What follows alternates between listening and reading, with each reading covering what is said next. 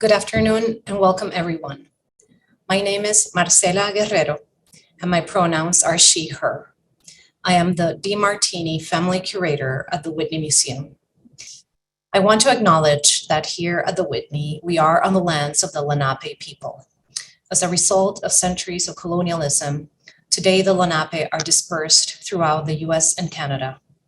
Alongside the Lenape, many other indigenous nations have ancestral ties to this place now known as New York, including the 6 Haudenosaunee nations, Seneca, Cayuga, Tuscarora, Mohawk, Oneida, and Onondaga, as well as the Shinnecock, and Puspatok. We honor their ongoing connection to this place. I also want to recognize that many of the artists joining us are based in the unceded lands of the Taíno people, who were the original inhabitants of Boriquen, before the archipelago was colonized first by Spain in 1493 and then by the US in 1898.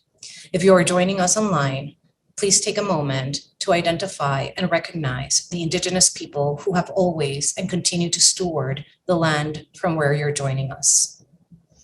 Welcome again to Painting Outside Empire, the third and last virtual panel with the artists of the exhibition No Existe, Mundo, Poshuracán, Puerto Rican Art in the Wake of Hurricane Maria. This series is co-hosted with the Center for Puerto Rican Studies at Hunter College, which celebrates its 50th anniversary this year. Happy birthday, Centro. It's a Whitney's and Centro's great privilege to have as moderator of today's panel, Taína Caragol, curator of painting and sculpture and Latinx art and history at the National Portrait Gallery in Washington, D.C. In conversation with Taína will be Gamaliel Rodríguez, painter and draftsperson based in Cabo Rojo, Candida Alvarez, abstract painter born in Brooklyn and longtime resident of Chicago, Rogelio Báez Vega, visual artist working primarily in painting and printmaking from Santurce, Danielle De Jesus, painter and photographer born and raised in Bushwick, Brooklyn, Armig Santos, painter from Caguas and now based in Santurce, and Miguel Luciano, mixed media artist living and working in New York. Taína is a perfect interlocutor for today's conversation because, in addition to being a fellow Puerto Rican curator, greatly admired by her peers and artists, she is the co-curator, along with Kate Clark LeMay, of 1898 U.S. Imperial Visions and Revisions, an exhibition that opens on April 28, so in just a couple of days, at the National Portrait Gallery. On the 125th anniversary of the Spanish-American-Cuban-Philippine War, 1898 is the first exhibition to examine this critical moment in modern history through 90 artworks from diverse collections. Probably more than anyone right now, Taína is one of the preeminent curators thinking about the role of the US empire in the history of American art. Today, we're shifting the focus ever so slightly to think about the role of artists painting from one of its colonies. In other words, art as an anti-colonial gesture that rejects and critiques imperial attitudes over Puerto Rico and instead offers readings of resistance through the medium of painting. These talks, I would argue, go against reductive interpretations of art that attempt to colonize meaning. Rather, they bet on critical dialogue and intellectual fellowship. Curiosity and mutual admiration is a policy to follow. To fully understand the practice of each of these artists would require hours of conversation and close observation of their works. Instead, the purpose of today's panel is to look at a specific angle of their practice and spark interest in you to learn more. We invite you to ask questions, to comment, or to express your generosity towards the artist or the topics herein covered in whichever form you'd like. While the ideas articulated tonight will no doubt be personal and insightful, we welcome an informal atmosphere where curiosity prevails. With that being said, let me give you a run of show. Taína will ask each artist questions for about 6 to 7 minutes, and then we will have 10 to 15 minutes of conversation between us before taking questions from the audience. Feel free to use the Q&A feature at any time and send your questions to individual artists or to the group. If you have any technical difficulties, please let us know and our team will do their best to help you. And now, without further ado, I pass the imaginary mic to Taína. Thank you. Good afternoon, everyone. Buenas tardes a todos. Thank you very much for your generous words, Marcela, dear colleague. Es un placer estar con ustedes y participar en este programa público en torno a tan reveladora e importante exposición. No existe un mundo poshuracán, Puerto Rican Art in the Wake of María, curada por Marcela Guerrero.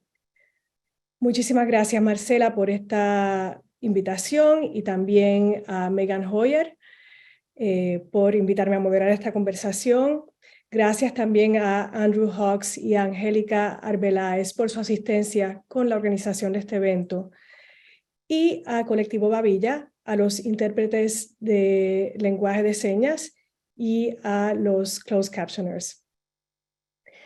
I'm delighted to be here in conversation with 6 of the artists in No Existe un Mundo Poshuracán, particularly because of the intersections of this groundbreaking show and 1898 US Imperial Visions and Revisions, which, as Marcela said, I have co-curated with Dr. Kate LeMay and with the assistance of Carolina Maestre, and which will open at the National Portrait Gallery at the end of the month on April 28th. This show will mark the 125th anniversary of the year that the US became an empire with overseas territories. Through the lens of portraiture and visual culture, this show will examine what we call the War of 1898, which has been known as the Spanish-American War. The most inclusive language is still exclusive. It's often called, in the most exclusive terms, the Spanish, Cuban, American, Filipino War, but that excludes, of course, Guam, it excludes Puerto Rico. So we're calling it the War of 1898, along with the Congressional Joint Resolution to annex Hawaii and the Philippine-American War, which were pivotal events in the modern history of all the countries that came under the sovereignty or sphere of influence of the United States, and that is Cuba, Puerto Rico, the Philippines, Guam, and Hawaii. And of course, pivotal events also for the United States and Spain. Something that is apparent in No Existe un Mundo Poshuracán is how pertinent, or one might say inescapable, is Puerto Rico's colonial condition for the artists of the archipelago and also for its diaspora. How critical it is to address those events in their art and to offer, as Marcela said, models of resistance and that will stand against those who have oppressed us. And so I would like to start this conversation with several questions to Gamaliel Rodríguez. Quisiera comenzar contigo, Gama, y tu obra Collapse Soul, que ha servido de identidad gráfica para la exposición, con su paleta de grises y azules, esas nubes de humo. Esta obra es dramática y se refiere al naufragio de un barco comercial en el 2015 que viajaba entre Florida y Puerto Rico. Pero también es una obra con mayor resonancia histórica. A mí me remite a la explosión del barco estadounidense USS Maine en febrero de 1898, que sirvió de pretexto para que Estados Unidos declarara la guerra a España, en lo que terminó siendo la guerra del 1898, en la cual Puerto Rico pasó de ser colonia española a ser colonia estadounidense. ¿Nos puedes hablar sobre cómo surge Colapso?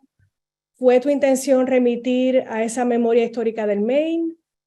¿Y cómo se relaciona este naufragio que has representado con la historia de Puerto Rico? Bueno, muchas buenas tardes. Estoy un poquito nervioso porque la verdad que a veces hablar por computadora es un poquito más complejo. A mí se me hace difícil hablar hasta de frente. Gracias al museo, primero que todo, por esta oportunidad, Marcela, por haber hecho esto posible. Mira, esta pieza surge de una residencia artística que yo hice en Jacksonville para el 2016, en el cual A mí, basado en una lectura en los periódicos, encuentro de este naufragio de este barco. Me invitan a hacer esta residencia llamada, ya mismo te digo el nombre, que se me fue de la mente, Long Road Projects. Un amigo mío, de Jacksonville, Aaron Levy Garvey, que es curador, me dice, mira, me gustaría que vinieras aquí a hacer una residencia artística. Yo le dije, bueno, no creo que vaya a ser un trabajo específico, pero me gustaría entrevistar o buscar más información sobre este barco que zarpó de las costas de Jacksonville a Puerto Rico. Y desconocía, tenía un poco de información básica. Ahí entonces, durante la residencia, indago más y tengo la oportunidad de entrevistar varias personas que trabajaron en este barco. Lo interesante de este barco es que este barco se construyó en 1975, se llamaba Puerto Rico. Este barco pasó por diferentes compañías, después se llamó Northern Light y después se llamó el Faro finalmente. Este barco prácticamente es nuestra línea, le llaman lifeline o línea de vida, donde nos trae todo lo que sea comestible, equipo médico, equipo de materiales de construcción, vegetales, carnes, todo, trigo, todo lo que se necesita en la isla. Y zarpa de 2 a 4 días desde las costas de Jacksonville a Puerto Rico. Él y otro barco son de los dos principales que traen este tipo de cosas que son elementales para nosotros, en un país que produce muy poco alimento. Estamos hablando de antes del huracán María, era un 14-15% según los números de agricultura. Después del huracán María, pues fue un 7%. Para mí resulta impactante que tengamos que traer o importar plátanos cuando Puerto Rico puede producir gran cantidad de plátanos, pero así ha sido. Ahí que entonces, hablando con estos marinos mercantes, me explican que el barco estaba en muy malas condiciones. Ellos le decían un rust bucket o una cubeta totalmente oxidada. Era un barco que pasó por muchas dificultades. De hecho, hubo unos elementos de corrupción en la compañía que no le daban los mantenimientos necesarios para que este barco estuviera en óptimas condiciones para zarpar cada vez. Y decían que cada vez que salían en este barco tenían que presionarse religiosamente para poder montarse en él. Este barco, para que tengan una idea, todavía tenía tecnología de steamboat o por vapor. Era de los pocos barcos que quedaban, marinos mercantes, bajo la ley Jones, que utilizaba este tipo de motor. Así que ellos llorando me cuentan cómo estas personas perdieron a sus seres queridos. De hecho, se hunde el 1 de octubre del 2015 por huracán Joaquín. Ellos todos murieron, lamentablemente.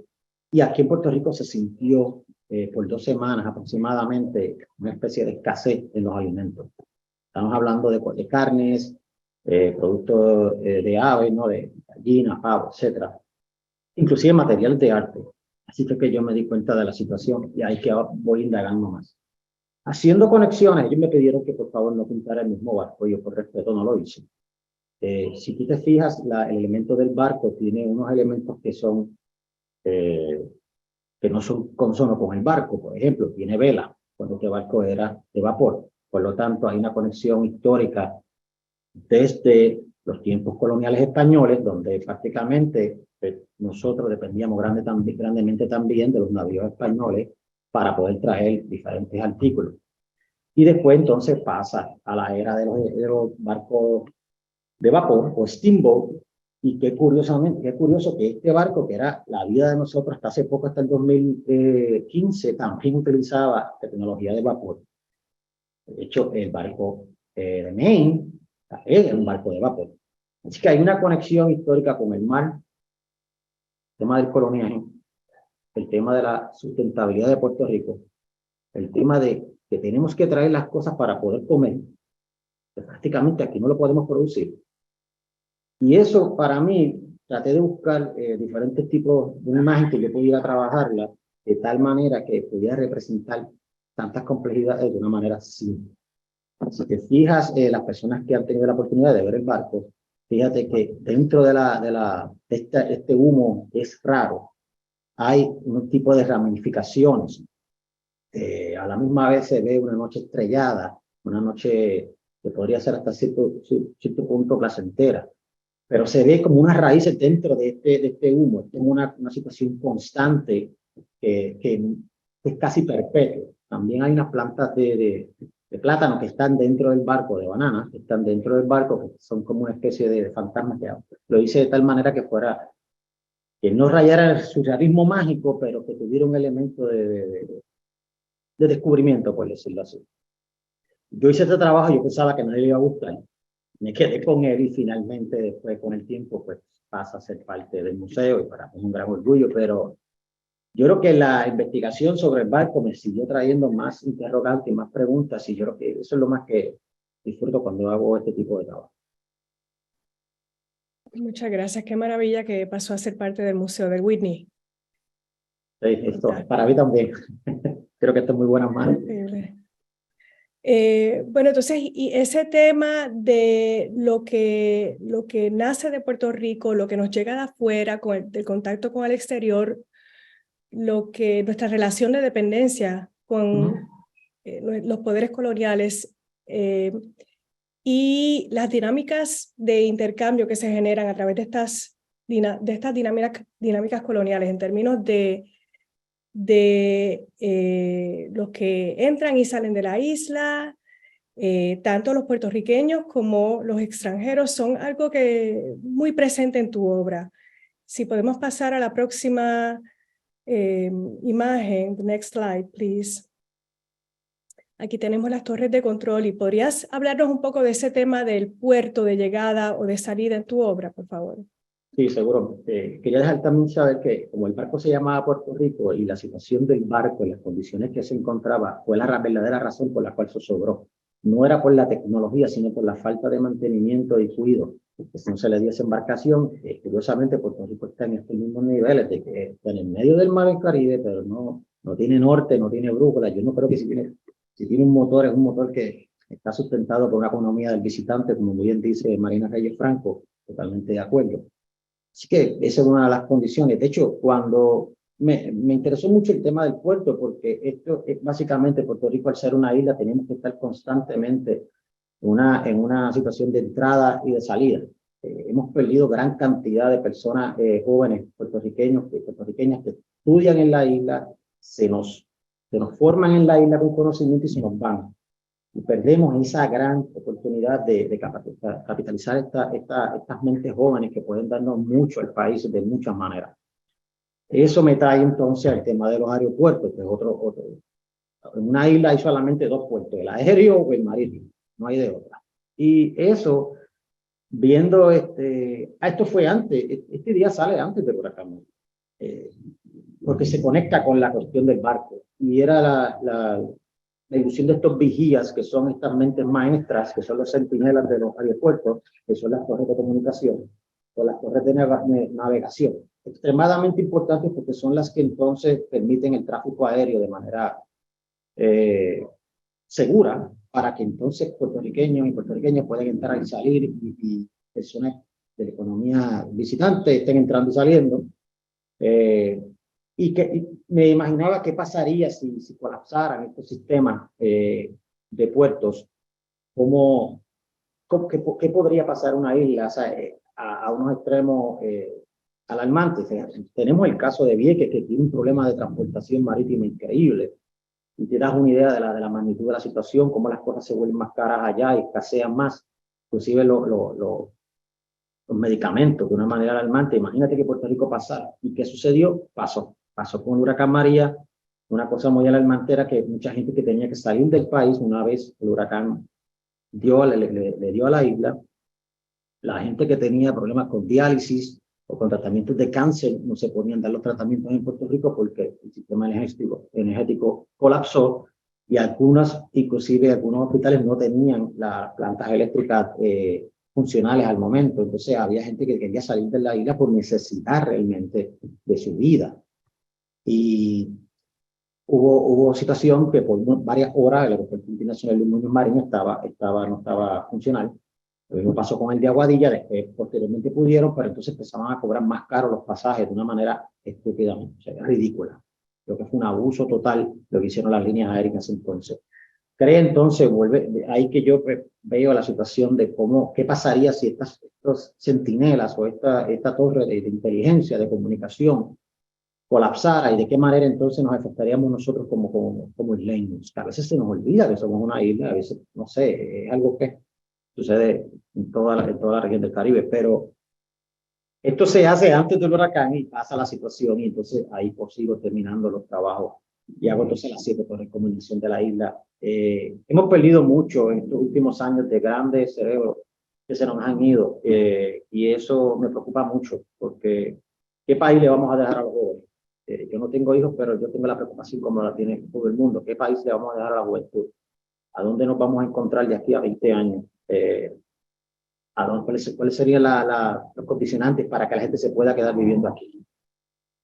No sé, y eso, la puerta, estos centinelas, básicamente, lo que son casi como elementos religiosos, por decirlo así, talismán. Y entonces, si pudiéramos hablar un poco del elemento de la naturaleza en estas torres, porque connota o denota colapso y abandono. Podemos pasar a la próxima imagen, sí, pero también, we can go to the next image, yes, because it's also related to this, está también relacionada con esta, ¿no?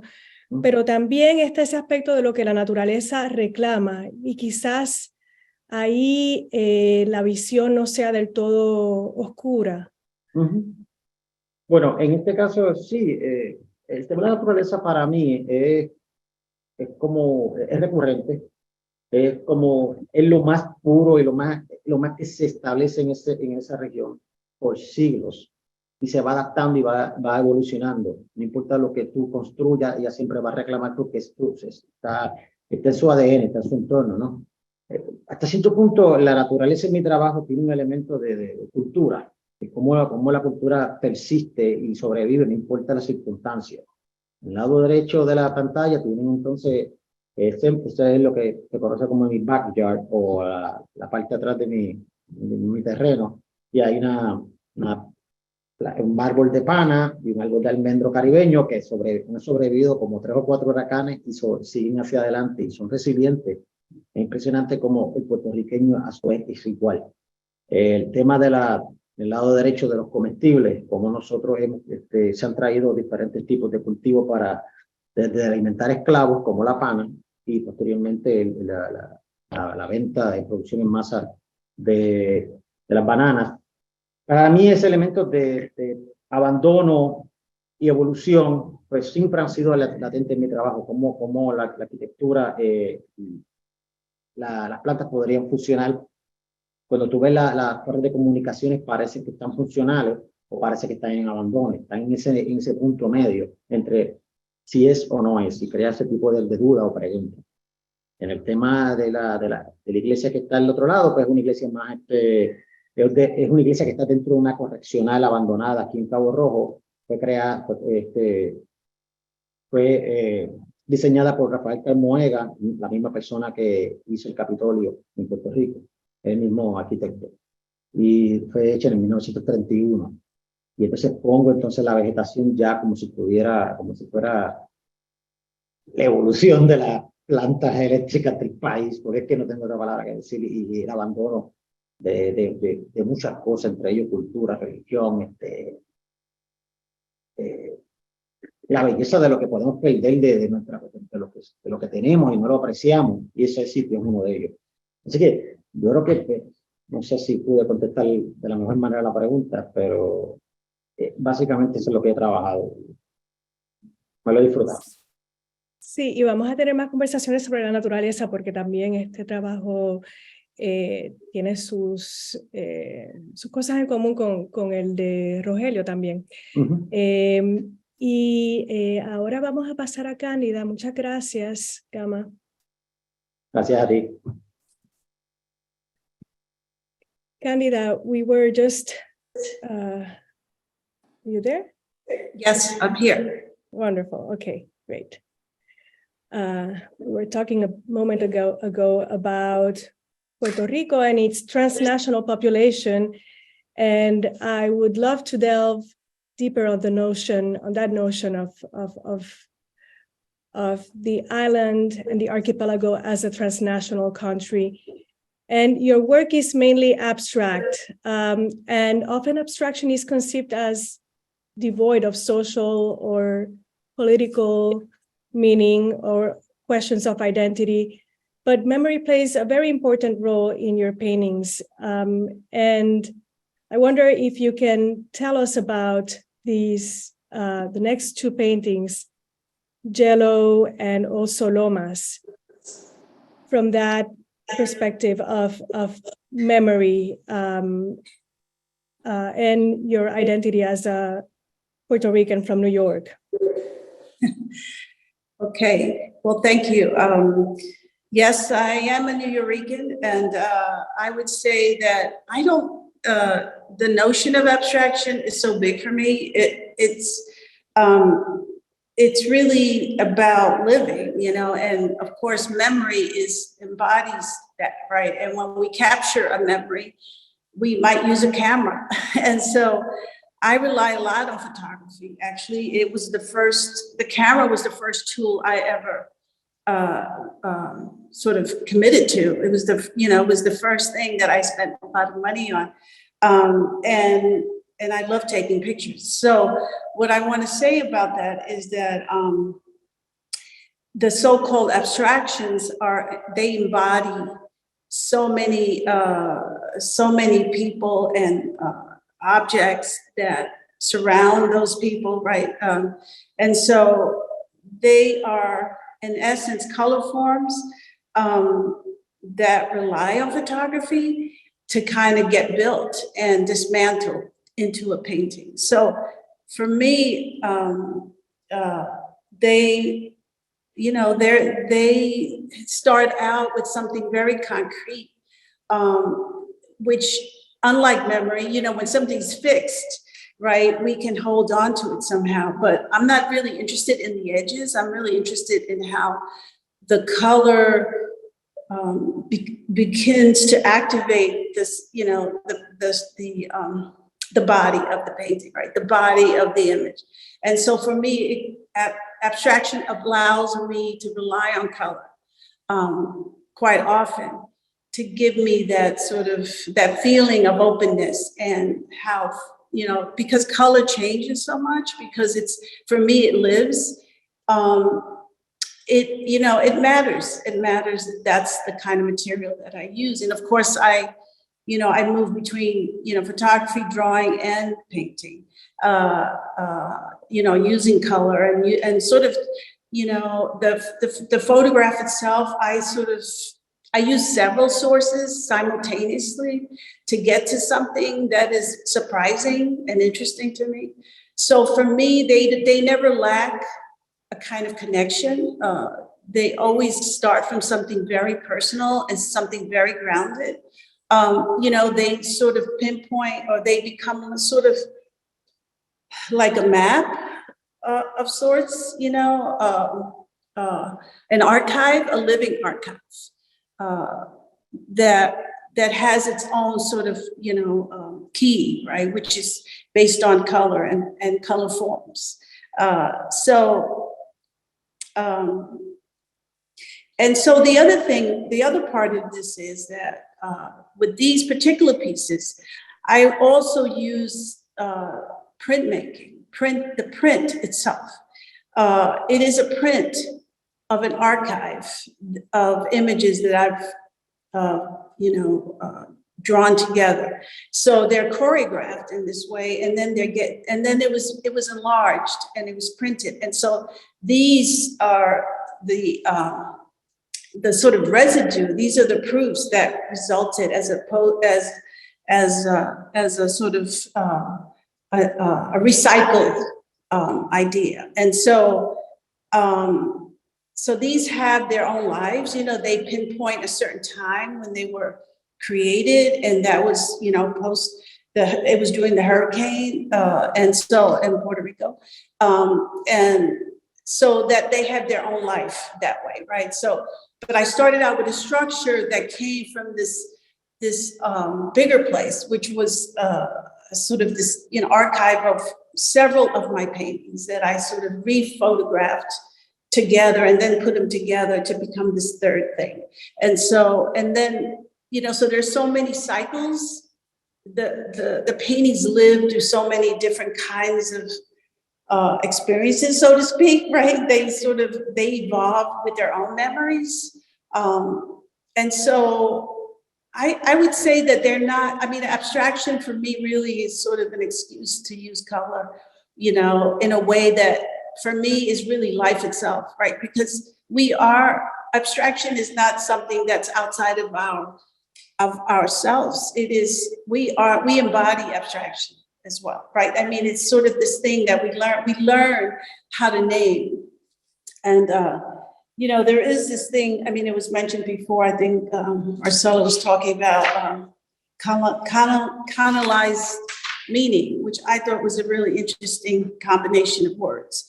And I was like, well, yeah, like, let's just begin to decolonize the meaning of what abstraction could be, right? Or what a painting could be. It doesn't have to be either or.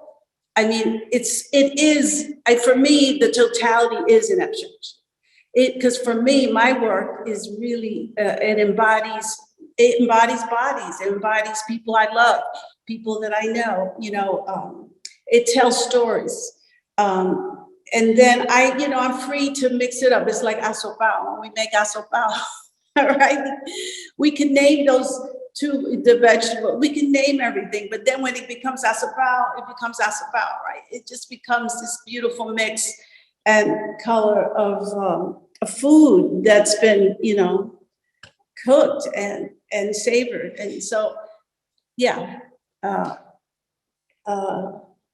Let's see, should we move to the next set of photographs? Yes, that would be great. Okay, so, and the other thing I want to say about these, that I really thought about music and spinning and records and playing records, because there's a side A and side B. So I really like this idea, because this material was created to be placed under a bridge in Chicago. So the commission came from Chicago. It was a huge painted, so-called, you know, printed mural that appeared to be a painting under the Wacker Bridge. So the material had to be executed in such a way that the wind would not pull the bridge down. So that really fascinated me, right? So as the person who was able to collect these proofs and have all this material, right, to recycle in the studio, I had never really done anything like that, right? So for me to face this material and to think about that as a metaphor, you know, air passing through a painting, right? It kind of made me think about, you know, how we travel, you know, even going to see my parents, you know, it was through an airplane. So this idea of the airplane.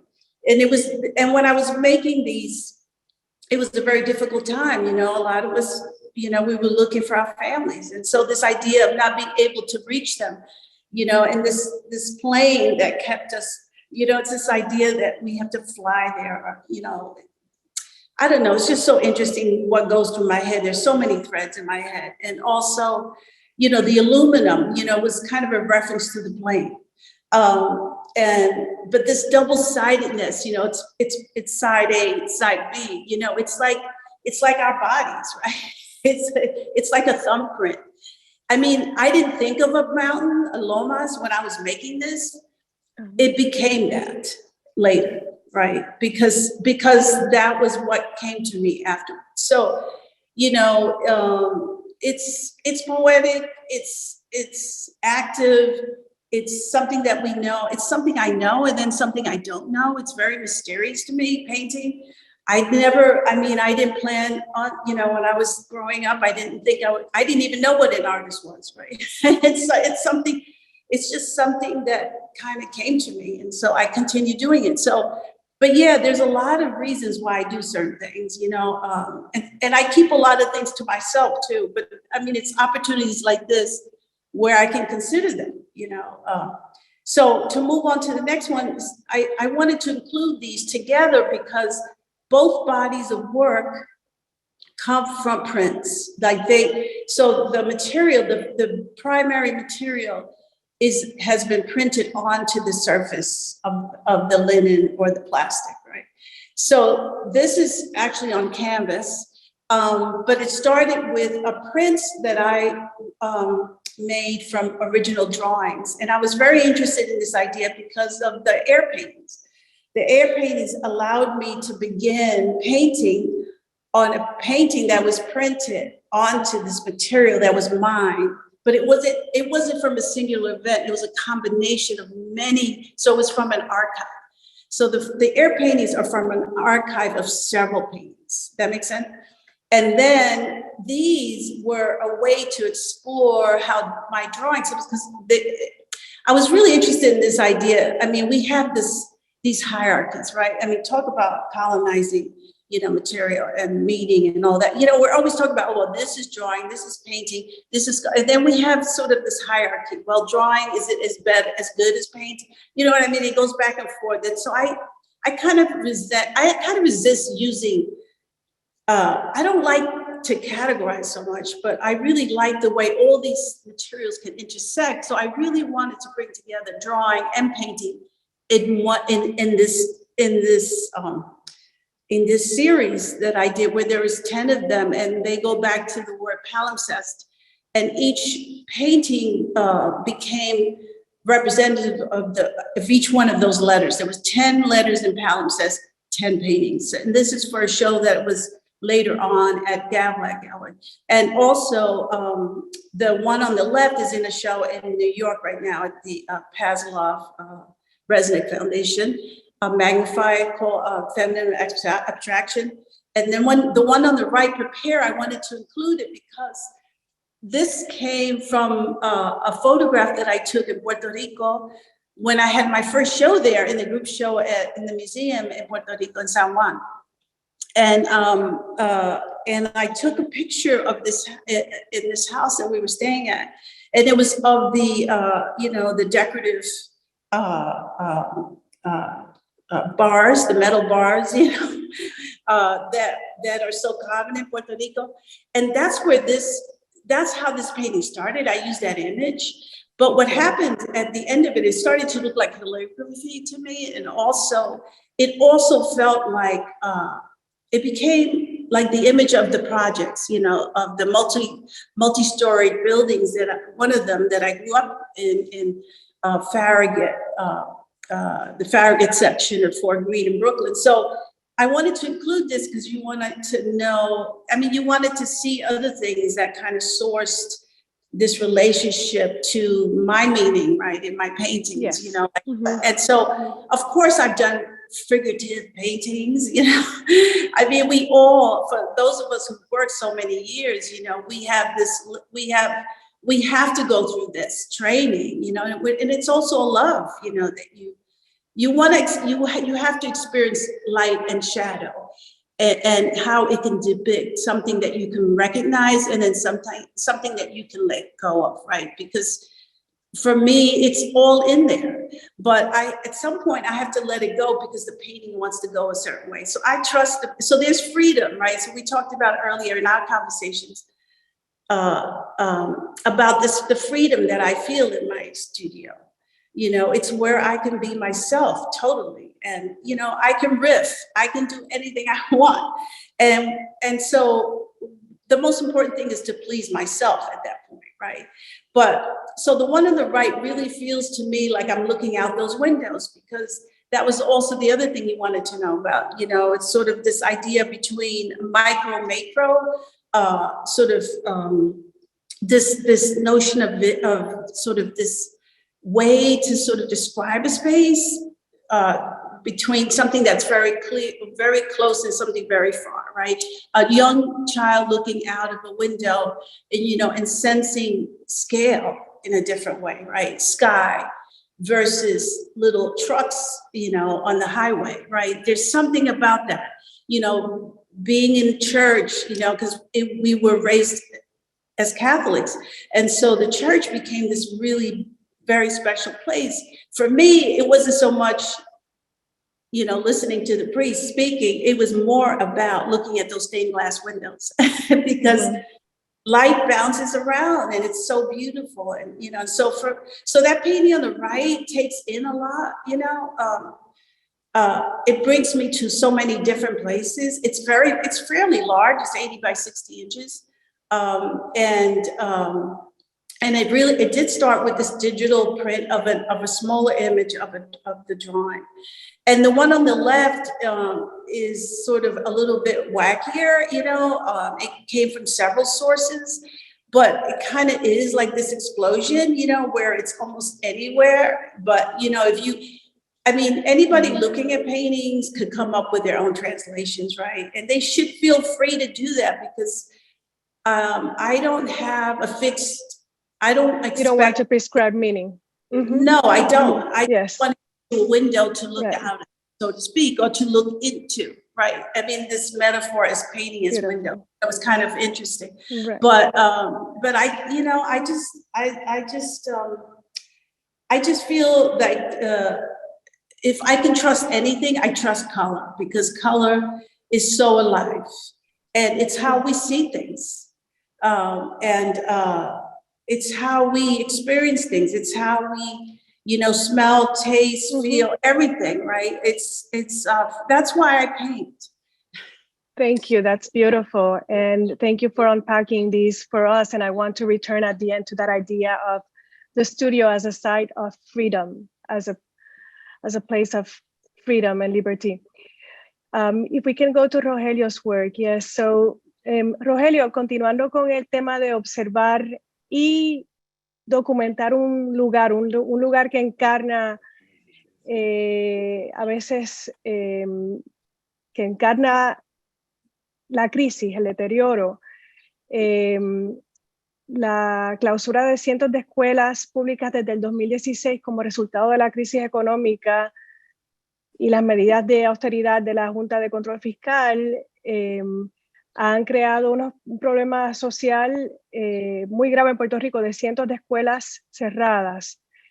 Y entiendo que la obra a la izquierda, Escuela Tomás Carrión Maduro, Santurce, Puerto Rico, New on the Market,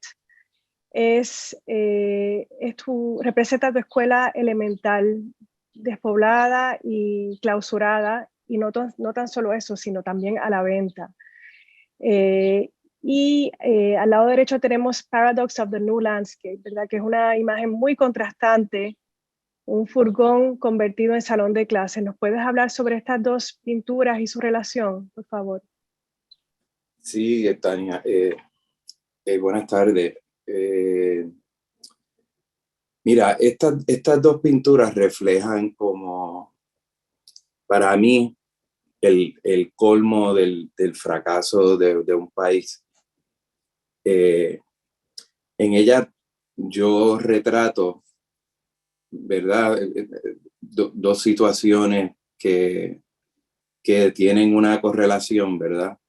Y que suceden pues a raíz de, en específico hablando de la pintura Paradox of the New Landscape, que es el vagón, que es la pintura que hago primero, y la hago en un contexto también de residencia, como le pasó a Gamaliel, y estoy fuera de Puerto Rico y escucho la noticia para que el gobierno, para solucionar el problema de hacinamiento que crea al cerrar la escuela, pues contrata y compra vagones, ¿verdad? De este tipo de espacio movible que para solucionar el problema de pues, hacinamiento de las escuelas y ubicarlos en las escuelas que quedan abiertas y proveer y ofrecerle clases y pretender que los estudiantes pues tomen clases desde esos espacios, ¿verdad? Que yo no sé si para el que conoce lo que es ese espacio, es un espacio para mí bien violento psicológicamente. Al yo ver esta noticia, ¿no? Ya yo como mi obra, ¿verdad? Tiene esta cuestión de premonición, ¿no? De ver el futuro. Yo siempre veo estas cosas y veo, ¿verdad? Lo que va a suceder con esto, ¿no? Porque Cuando yo empecé a hacer toda esta serie de pinturas, ¿no? que abordo la arquitectura y el espacio construido, yo lo que veo es que, o sea, lo que me lleva a crear esta obra, ¿no? De hablar de paisaje, del paisaje construido, con el que convivo y el que veo diariamente, ¿verdad? Por ser citadino de Santurce, ¿verdad? Nuestra pequeña ciudad en San Juan. Pues el gran problema que yo veo es el problema de planificación. Ese es lo que yo entiendo que es, ¿verdad? Que la carencia de planificación, pues, nos lleva, ¿verdad? A cometer toda esta serie de problemas que le causamos, ¿verdad? A la población, ¿verdad? Dentro, claro, en el contexto colonial, pues, la colonia no se planifica, ¿no? No las planifican. Y nosotros no tenemos las herramientas para sostenernos, ¿verdad? Y tener pronunciamientos, ¿verdad? Y este tipo de conocimientos para ayudarnos en nuestra vida diaria, ¿no? Porque hay otras gentes que tienen unas agendas específicas, ¿no? Para nuestra pues, realidad política y todo eso, ¿no? Y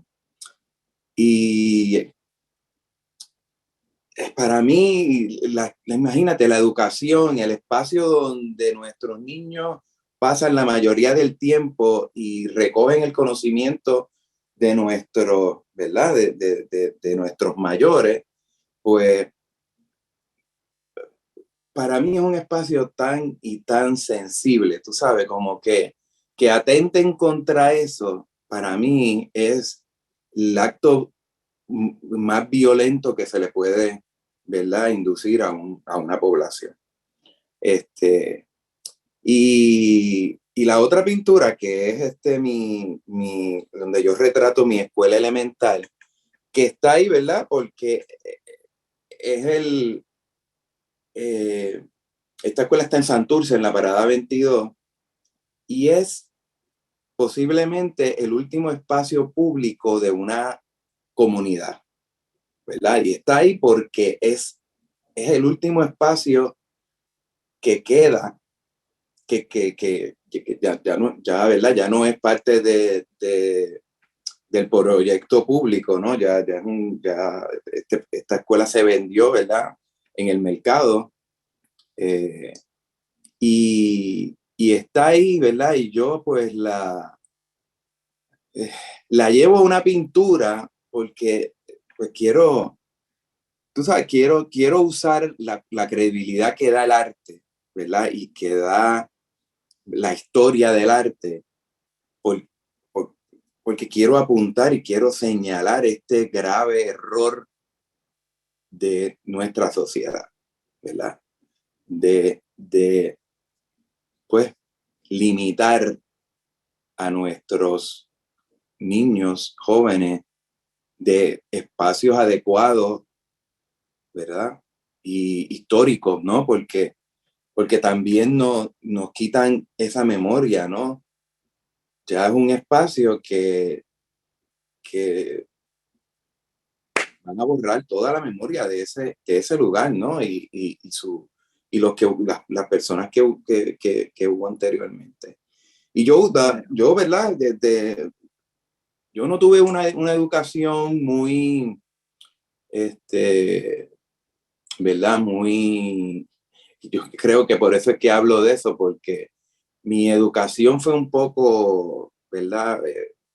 Complicada, porque yo me considero, aunque hice casi 200 créditos en las diferentes universidades donde fui, nunca me gradué y fui bien autodidacta, ¿verdad? En buscar la información, ¿no? Y la escuela tiene tengo una memoria bien bonita y bien directa y por eso, ¿verdad? La puntualizo y la retrato en esta pintura que el que la ha visto y el que conoce mi trabajo, ¿verdad? Tiene una serie de detalles y está construida con un rigor bien pensado, ¿no? Es una pintura de estudio creada con muchas horas, ¿verdad? Que es una cosa que yo le aplico a la obra para elevar, ¿no? Ese documento y el objeto, ¿verdad? Claro, Para su perpetuidad. exacto, va precisamente en contra de ese acto de borrar el lugar para los niños y para todos los habitantes Totalmente, sí. del vecindario. Rogelio, estabas hablando, si podemos pasar a la próxima imagen, tenemos ahí la escuela Lola Rodríguez de Tío, otra escuela que retratas en esta serie, ¿no? De escuelas Sí. cerradas. Sí, porque pues me parece otro retrato triste. En esta obra, a diferencia de la otra, ¿no? Hay una cuestión de estilo, ¿no? El estilo arquitectónico de la pintura de mi escuela pertenece ¿verdad? A un movimiento que surgió con la llegada de los americanos, ¿no? Que quisieron seguir con la tradición de la arquitectura española, pero dentro de su lenguaje, y eso es otro tema. Pero en esta, yo también utilizo esta escuela porque es parte del movimiento moderno, ¿verdad? El movimiento que Puerto Rico, ¿verdad? Adoptó en un momento para presentarse como un país moderno, y con una visión, ¿verdad? Con un proyecto de país. Cosas que a mí me parecen súper contradictorias, y bueno, que lo son, ¿no? Que a mí me parecen en el contexto del Estado Libre Asociado y su eventual fracaso. La Y escuela... ese aspecto, perdóname, sí. No, por favor. Iba a decir que las próximas dos imágenes también tienen esa crítica al proyecto fracasado de la modernidad, ¿no? Si podemos pasar a las próximas. Totalmente. Pero aquí yo estoy un poco como apuntando, ¿no? A lo que pudiera ser, porque en estas dos pinturas son la Universidad de Puerto Rico, que para mí es nuestro proyecto de país más importante, ¿verdad? Y lo que yo hago aquí, a diferencia de la anterior, que es una escuela que sí está cerrada, ¿verdad? Y es la Lola Rodríguez de Tío, ahí hay otros temas, ¿no? Porque yo pongo la Cruz de Malta como un símbolo de mártir, ¿no? Por la imagen de Lola Rodríguez de Tío y su pertinencia, ¿no? En la historia. Y en la historia de revolucionaria y, tú sabes, anticolonial y todo eso. En este caso tengo aquí dos edificios importantes de la UPR diseñados por el arquitecto Henry Clon. Y son edificios que funcionan. Pero yo los pongo, ¿verdad? En esta puesta donde la naturaleza ya está comenzando a, ¿verdad? Hacer lo suyo, ¿no? Que empieza a crecer cuando se da cuenta de que la huella humana no existe o no hay uso, ¿verdad? No hay proyecto. Y como gama un poco, pues utilizo la naturaleza, ¿verdad?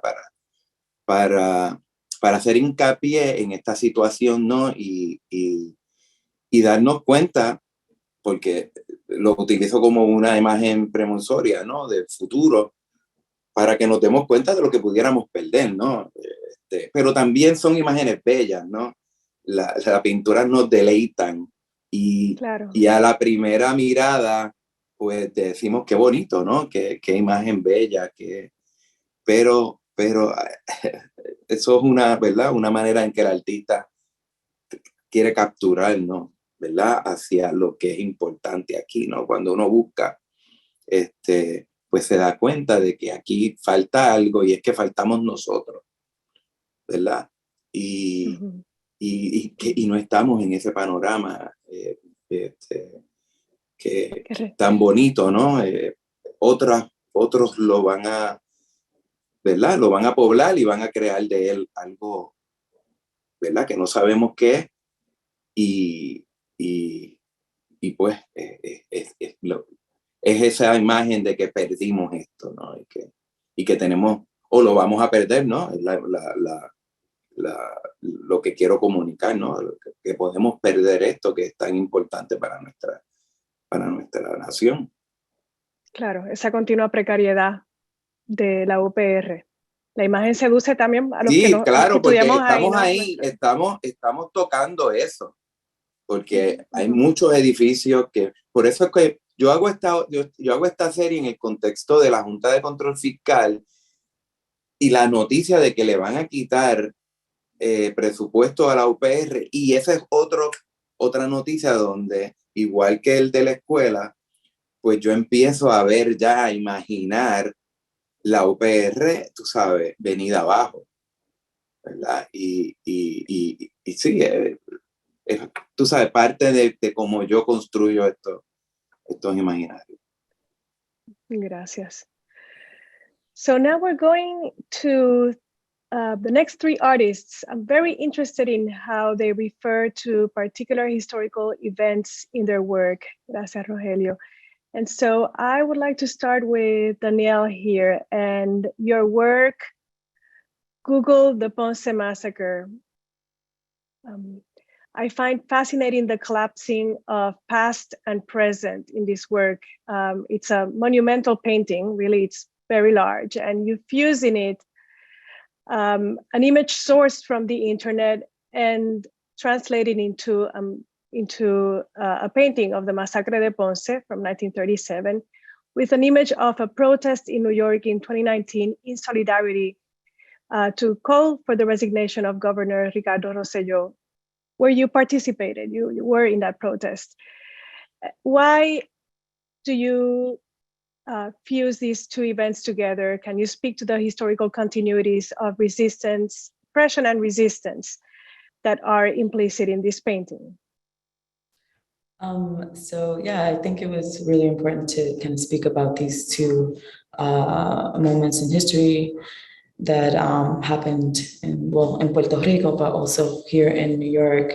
The images in the front with the marchers here in New York were during a protest in 2019 against Ricardo Rosselló, like you mentioned, and the image in the back was sourced from online archives and depicts some members of the Nationalist Party in Puerto Rico that were marching in celebration or commemoration of the abolition of slavery in Puerto Rico, but also to kind of protest Pedro Campos' imprisonment under the US. And I think it was important to kind of talk about those two histories and see how, police forces have been used against protesters and marchers to quiet political ideas, and many times, with use of force. In the background, obviously, it's a much more extreme use of force, but the foreground being still forceful, but more aware of the surroundings, I guess, and not being able to use that extreme force as depicted in the past.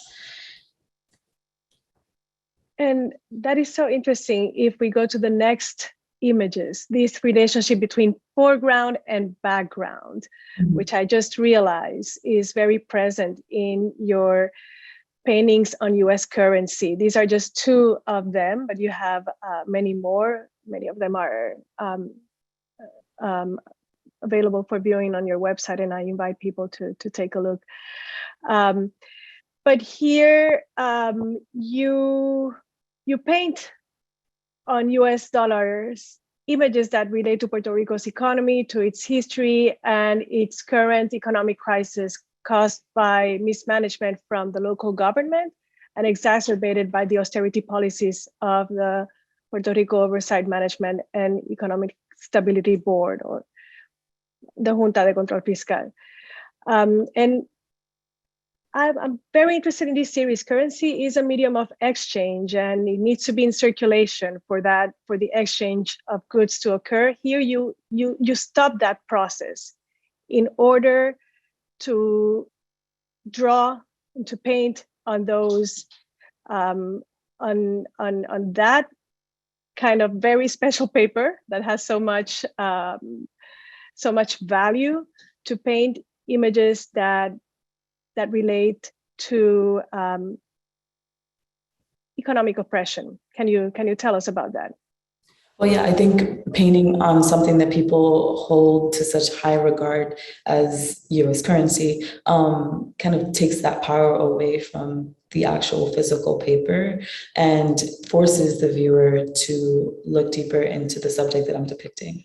Kind of echoing on Rogelio, the painting at the bottom was depicting a school closure in Puerto Rico as well. I believe I made that image while I was in Mayagüez. And these works, they live on currency, and these currencies, you know, are part of collections, but these are specific words that I printed and enlarged, much larger than, you know, an actual dollar bill scale. And I've made like very large prints of them and have used in Puerto Rico as street art. So I've repasted them. You can see the one at the top is actually, there's a bunch of them still around San Juan, more specifically in La Yupi. There's one that's still there. So like, you know, using this currency to like also like speak to the public and use, you know, use it as street art as well.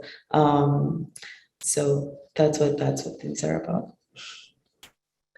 Thank you. And if we can go to the next image.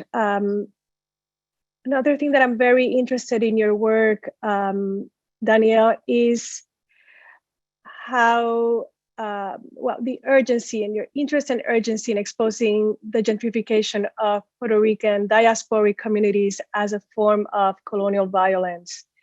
And so this artwork, which you just finished over the weekend, right, relates to that. Can you tell us about it, please? Yeah, so like the material that you see on the back that's kind of giving the painting a little bit of texture is actually material that is used to protect furniture when you're moving. And so they're just like, you know, it's just a piece of fabric that you put on your TV or whatever. And this is a surveillance camera that you can find all over communities, specifically of color. And this one was on top of this sign of, you know, the street sign of Avenue of Puerto Rico. And that sign was, they were trying to remove that sign about maybe a few weeks ago. They had actually physically removed it and left it as Graham, what we call Graham in Bushwick. And so just kind of talking about like how they surveil our communities, and communities that we've built historically have been Puerto Rican. But while they surveil us, they also try to displace us, and kind of bridging those gaps between the diaspora and Puerto Rico, because not only are we being displaced here, we're also being displaced from Puerto Rico as well. And so kind of trying to bridge that gap between the two, the correlation, like, you know, our families were removed from Puerto Rico, came here, built community is also being displaced here as well. So that's what this is about. Thank you very much, Danielle. Thank you, guys. We can have the next slide. Entonces, Armig, muchas de tus obras tratan sobre capítulos de la historia puertorriqueña que viven en archivos del Internet, ¿verdad? Pero que no han sido inscritos en nuestra historia oficial. Capítulos que revelan aspectos de nuestra condición colonial y también luchas de resistencia. Y ese es el caso de Flores Amarillas y de Procesión en Vieques 3, que son obras que representan una procesión que ocurrió luego de la muerte de David Sanes, un guardia civil posteado cerca de un punto de observación en las facilidades expropiadas por la Marina estadounidense, que murió en abril del 1999 por causa de 2 bombas que cayeron cerca de su puesto de observación y que lo mataron al instante.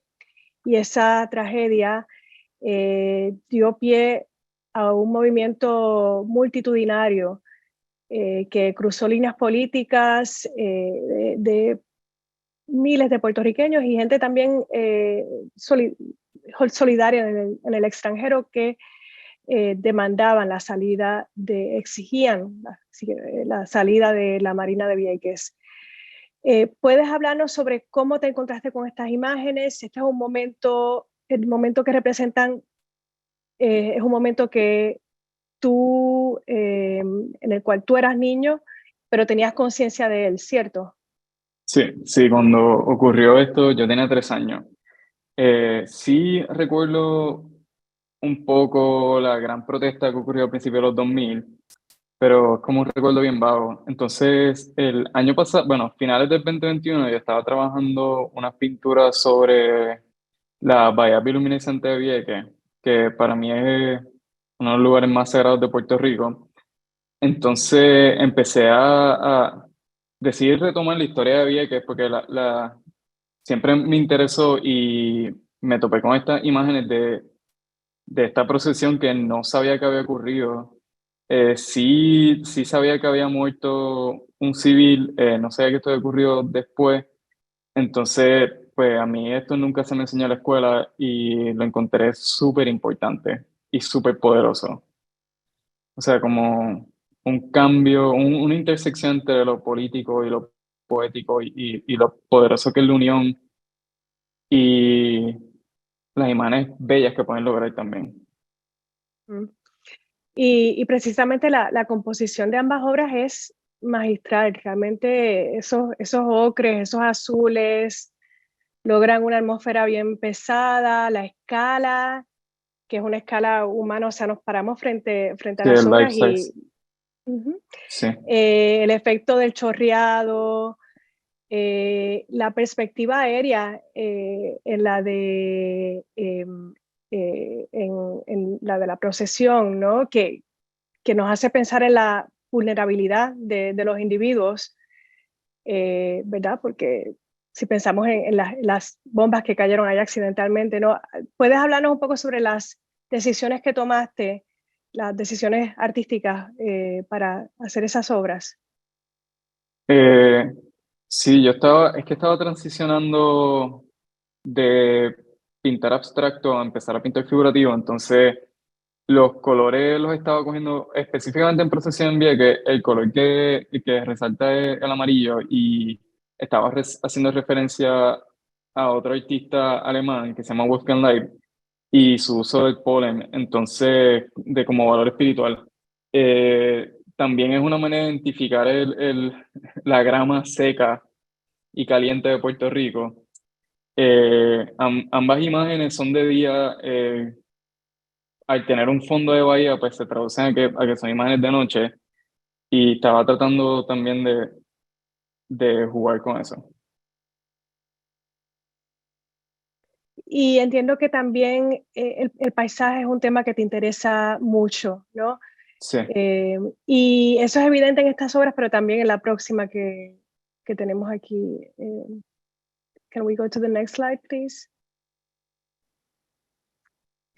Sí, esa es una de las obras más recientes que he hecho y desde finales del año pasado empecé a enfocarme más en paisajes, tratando de documentar los espacios que son mis zonas de escape.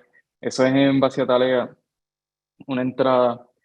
Y también siguiendo el pensamiento espiritual.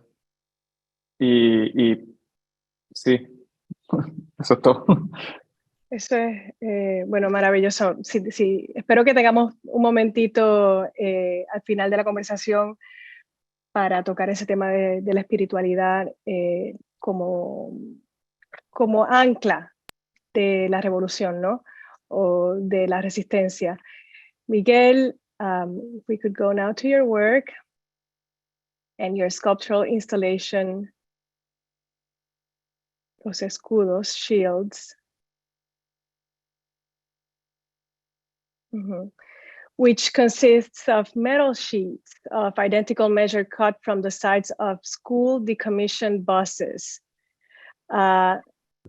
And you need to walk around these panels and you will see that their backs, and we see an image of their backs here, are identically painted with the black and white flag of Puerto Rico and equipped with handles on each side. So these are actually tools. This is a bus turned into armor. There's an extraordinary potency to this work. There's a link to Rogelio Báez Vega's theme of the closing schools as well. And I understand that the idea for making this artwork was accidental, right? You stumbled upon this cemetery of buses, is that right? Yeah, so thank you, Taína, and thanks to Marcelo and Whitney and everybody. I'm honored to be in this conversation with everyone. That's kind of true. I mean, the truth is I was in Puerto Rico looking for plátanos in Corozal after the hurricane. And so it was, it's in 2017, and I was actually working on a different project where I was trying to cast plátanos. And, all the farms were destroyed. So for about a year, there was nothing, you had to wait about a year for everything to regrow.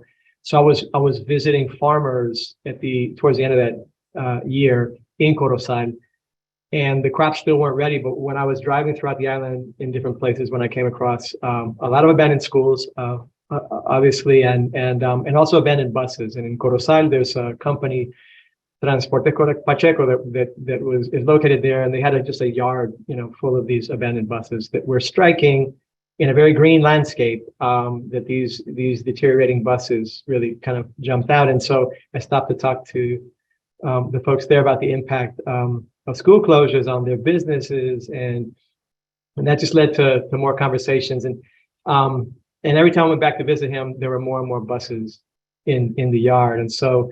It was, it was during the protests of 2019 that I decided, I knew what to do with the material. And, we were in New York.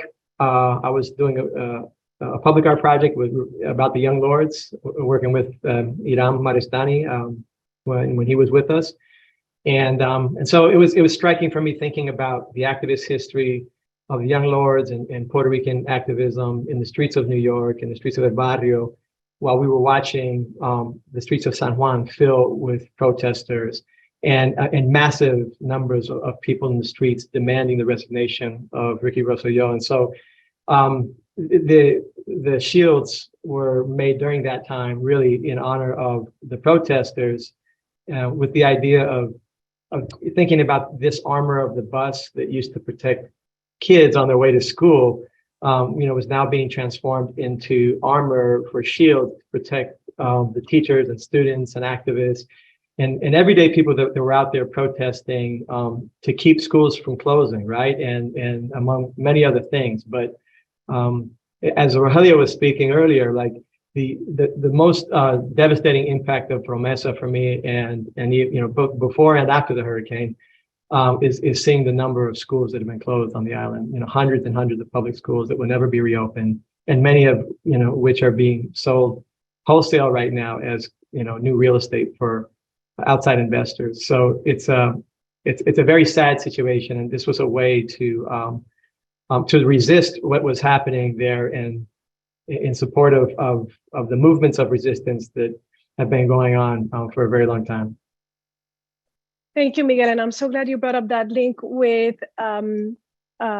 your work with Iram Maristani on the Young Lords, because precisely I think the formation of the positioning of the shields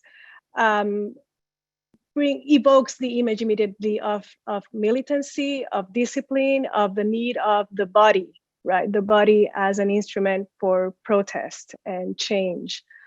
And yes, there's that continuing line there that with the Young Lords. Miguel, sorry. I'm just saying that in the space, that this is the first time they've been installed fully this way. So you can imagine the length of a bus in the room also, right, from one side, and then from the back side, it's all these flags line up, as people, right, as a kind of stand-in. but also they're very solemn, right? And so one does think about mourning and resistance, I think, simultaneously. And I'm interested in sort of how that flag has become so symbolic, the black and white flag, you know, as one that transitions between these two different sentiments, right? Yes. Mm-hmm. Mm-hmm. Miguel, the last question I have for you is one that I would like to ask all the artists. I don't know that if we will have time to go into a conversation, but if we go to your last image, I think, after this one. Yeah, you can leave yes. this. Yeah. Mm-hmm, mm-hmm.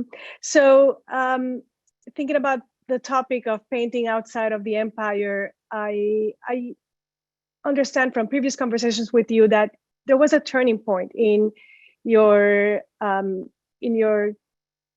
practice as an artist where you saw as an imperative, Mhm. the need to make art that addressed the colonial situation of Puerto Rico. I think you were doing that before, but still there was this moment of great significance. Sure. That was 1998, the centennial of the US invasion, and this work relates to that body of work that you produced then. Sure. Is that right? Yeah. I mean, that's a significant time in my in my life, but also in my sort of like, you know, I think formation as an artist. The late 90s, I was in grad school. In 1998 was, like you said, the centennial mark of the War of 1898 and the US colonization of Puerto Rico. And so I was back and forth to Puerto Rico a lot during that time. Attended, you know, protests in Guanica, which is the town that the US troops arrived in, and when they occupied the island, right, initially. And so all of that was happening while I was in grad school and informing all the work that I was producing, really thinking about, you know, my relationship to these histories.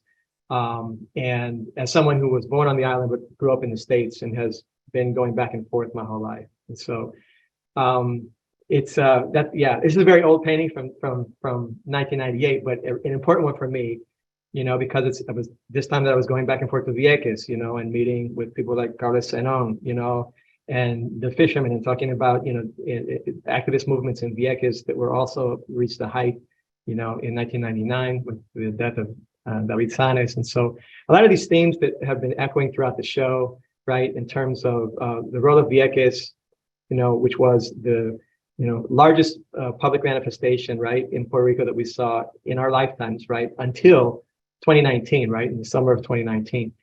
And so they're like 20 years apart, and they've both been really formative kinds of moments, I think, in my work, but I think also in many artists' work, and thinking about like what is our relationship to history, how to reflect the times that we live in, and so the work in some ways becomes an archive of these activist histories that are also, you know, having histories collide with one another, right? Absolutely. I think Marcela is coming back up for our dialogue. Thank you, Miguel.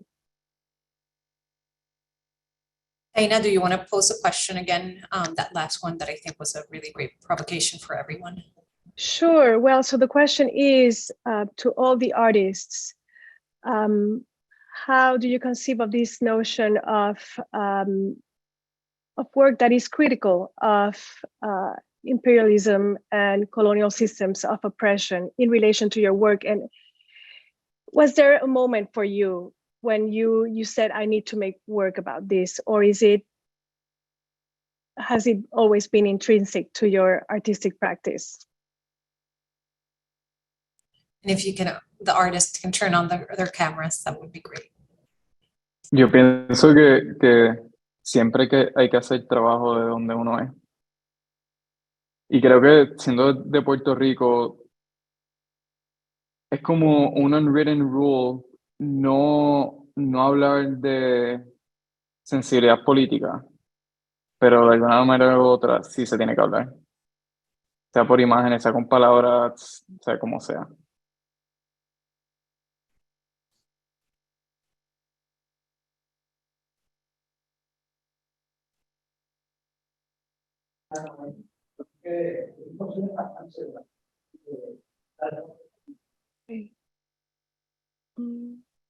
Gama, no te escuchamos bien.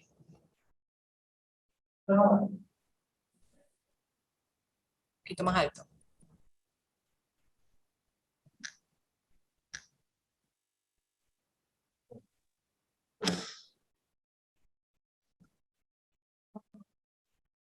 Tal vez desconéctalo. Ahí se escucha con eco.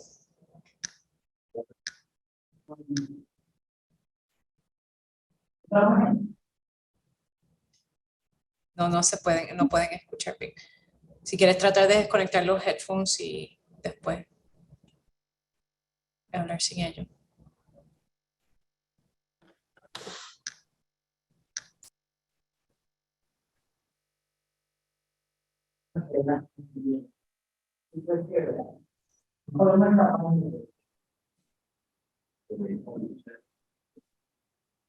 Sale como opacado el sonido.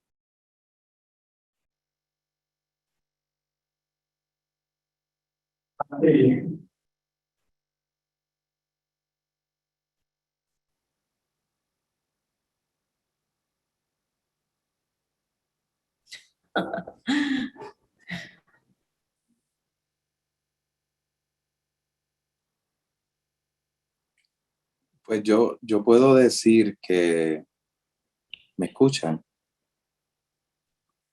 Que yo aprendí por la literatura puertorriqueña el impacto que puede tener, ¿no? La creación artística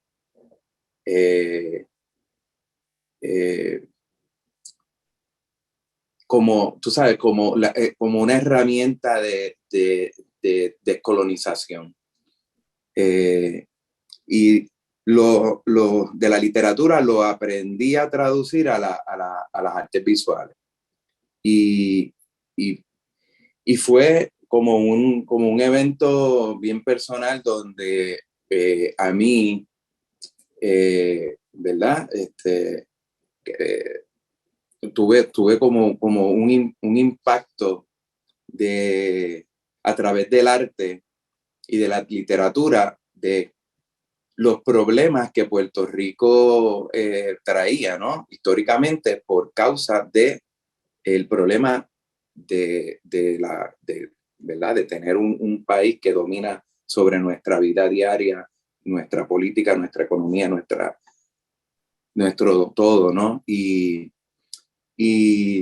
lo aprendí como que a entender con la literatura y lo traté de articular con la imagen visual, ¿no?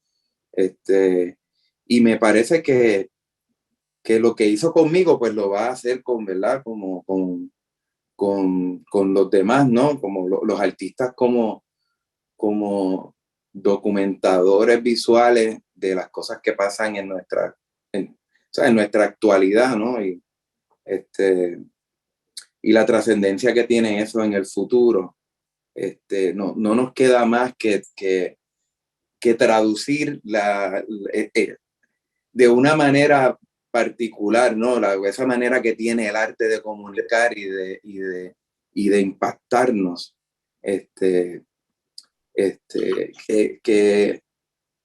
Que el problema del coloniaje es el denominador común de toda nuestra, de nuestros males y que creo que el arte tiene una forma bien específica de hablar de eso y que los artistas hacen, o sea, como la manera en que los artistas lo hacen para mí tiene una voz y una fuerza bien específica y que nos habla desde un espacio bien único, bien único. Sí, contesté la pregunta, la entendí de esa forma, no sé. La contestaste muy bien. Gracias.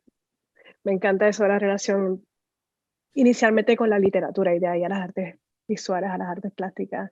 Daniel, Candida.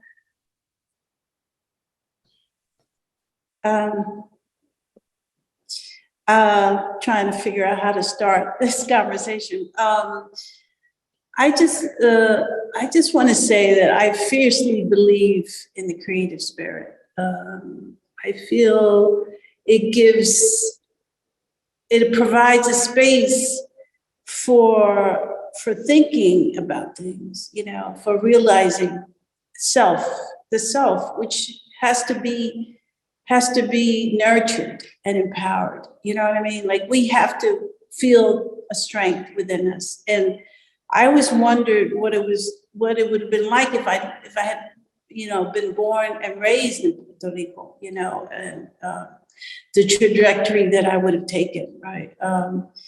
And I'm looking forward to going there to work. I think finally I have the time to do that. I'm retiring from teaching this year.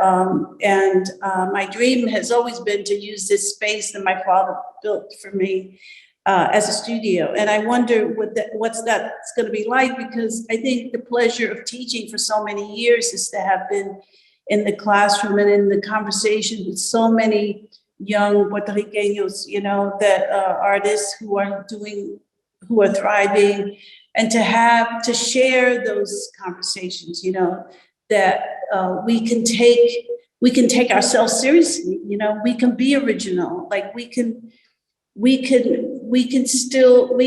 help to empower others, right? I mean, it has something to do with love, right?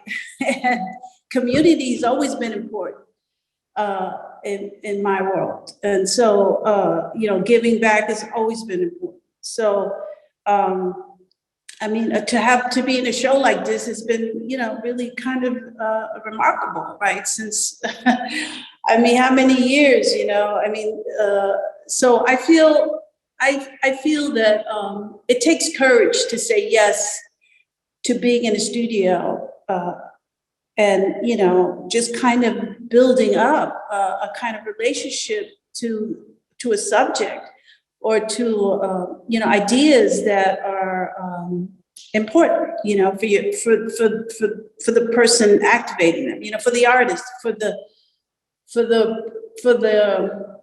soul that says, yes, I'm going to do it this way. I'm going to communicate this way. I'm going to mobilize this way.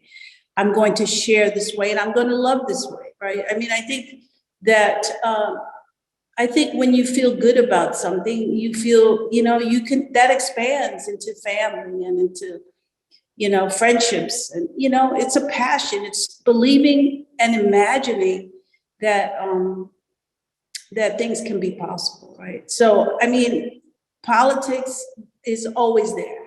You know, I mean, we have to reconcile and be a part of change, you know, and so it's inevitable, right? I mean, we have to. And so how we do that, we do that in different ways. And so I don't think there's any one way of doing it, but I think that those of us who practice with creativity, through creativity, you know, I think that, you know, we take charge in different ways. And so we are, you know, many of us are leaders in this, you know, in these sort of ways of thinking about how we can claim territory, and how we can, you know, define what our future can look like, and how we share that with the younger generation, you know, which is how history gets passed on and how vision gets passed on. So I feel that we have roles to play in all of this, you know, and so and we carve them out. And I certainly feel that I want to continue to contribute, you know, to a better vision of how people can live. I mean, you know, our children are suffering so much, and so, I mean, to hear the stories about the schools closing down, you know. I mean, it breaks my heart so many ways. And you know, it's like my mother just went back recently to visit, and she said it was so quiet. She couldn't believe it. There was a silence that she noticed. So. Candida, sorry to interrupt, but I mean, I think it's so uplifting what you're saying. And hearing you talk, I thought of another question. Taína, do you mind if I ask? I do want to get to the other Please question jump in. that you had posed to the group in our earlier conversations, but you know, it makes me wonder if you all think that if this is a period where, you know, we can think about the 60s and, you know, in which printmaking was really strong and very political, but are we talking about this recent past and this present in which painting is, you know, is this medium that can't avoid it? It has to be political, and it has, you know, you've shown it in so many different ways in this presentation, but it has to, because as Armig said, and I was talking about this earlier with Miguel, we are not taught about this in schools, even in Puerto Rico, right? So there's a pedagogical mission here also that we're talking about. So any, you know, even, you know, Danielle thinking about how this idea of empire, sure, it expresses itself very obviously in Puerto Rico, but that migrates here, you know, not because Danielle is painting from Brooklyn means that it's not affecting Puerto Rico in Brooklyn. Danielle, do you want to jump in? I see your. Yeah, thank you. Thank you so much. You actually just touched on everything that I was taking notes about, because I was like, I didn't want to lose those train of thoughts. But, you know, being in the diaspora, you know, I think we're excluded from the conversation often because it's like it doesn't directly affect us because we're here and like, you know, we don't know what it's like to like have gone through the hurricane. But you know, these are things that, yeah, they might not have physically directly impacted us, but also, you know, seeing our families going through it in Puerto Rico, not being able to communicate with them, having to collect items and food and things to help in Puerto Rico. You know, those are different ways that these moments in history have affected us. You know, our families coming to the States. You know, my grandfather coming to pick apples in New Jersey. You know, so to be able to be part of this conversation and tell these stories through our work is really important. At least for me, the reason why I make work about Puerto Rico is because, you know, it is embedded in me. You know, the history is in my veins, through my family, through my abuelo, through my mom coming here when she was 5 years old, you know, and so sometimes feeling like so like kind of pushed away, but also how can I bring myself back into it and bridge those gaps between the diaspora and Puerto Rico? Because Puerto Rico, to me, even though I wasn't born there and I wasn't raised there, I'm Boricua before I'm anything else. You know, it's in my heart, it's in my soul. And so I make work from an emotional standpoint. And if I'm not emotionally invested in something, I can't make work about it or talk about it. And all of my emotions are invested in Puerto Rico. That's why all my work ties into Puerto Rico, whether it's in the diaspora or here, or, you know, or in Puerto Rico in the archipelago. So yeah, sorry, I don't want to keep talking.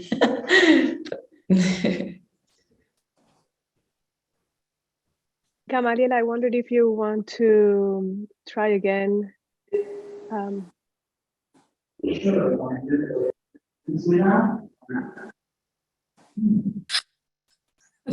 sorry. Maybe one more, because I know some of us, some people in the room have to leave. But Miguel, do you want to jump in?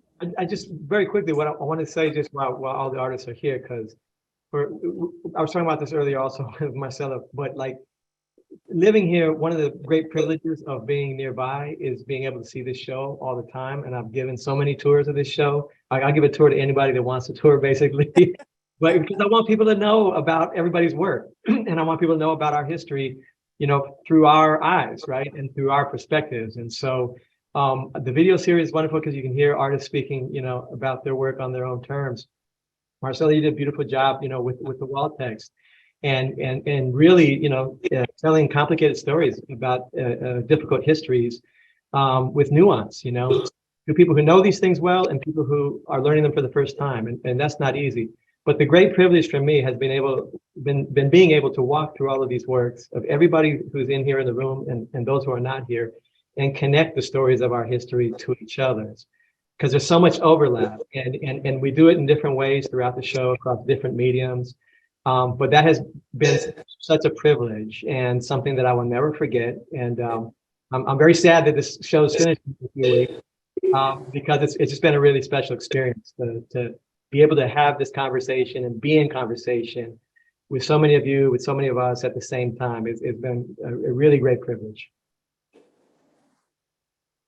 Thank you thank you so much, everyone. The feeling is super mutual, and I want to especially thank Taína for guiding this conversation. You did it with so much care and so much love and attention, and I know this is a really hard time, or the most inconvenient time for you, because you're literally like hanging things on the wall, almost.